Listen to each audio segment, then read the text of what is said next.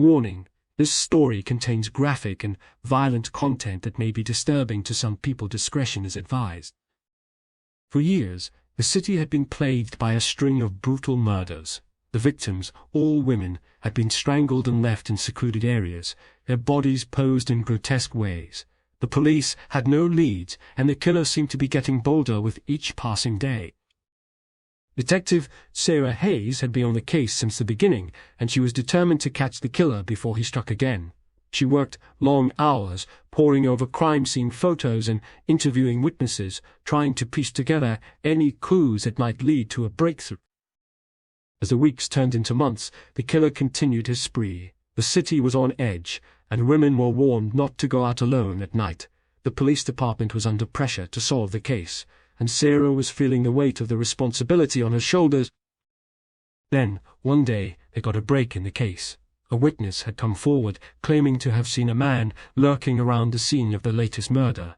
The witness was able to give a description, and Sarah immediately recognized the man. His name was John, and he had a criminal record for assault and domestic violence. Sarah and her team put John under surveillance, and they watched as he went about his daily routine. They followed him to his job at a local hardware store and listened in on his conversations with his co-workers. Sarah had a gut feeling that John was the killer, but she needed concrete evidence to make an arrest. One night, Sarah decided to take a risk. She donned a wig and a pair of sunglasses and went to the hardware store, pretending to be a customer. She struck up a conversation with John, asking him for advice on a home renovation project. John seemed friendly and helpful, and Sarah could feel her heart pounding in her chest. As she was about to leave, John asked her out on a date. Sarah hesitated for a moment, but then she agreed. She knew it was a risky move, but she was desperate for a break in the case. That night, Sarah went to meet John at a local bar. She wore a wire, and her team was listening in on the conversation. As the night wore on, John became more and more agitated. He kept asking Sarah about her personal life, and she could sense that he was trying to figure out if she was a cop. Finally, John snapped. He grabbed Sarah by the throat, his grip tightening until she could barely breathe. Sarah fought back, kicking and screaming as John dragged her out of the bar and into his car. Sarah's team followed them, and they were able to track John to a remote cabin in the woods. They surrounded the cabin, waiting for the right moment to make their move.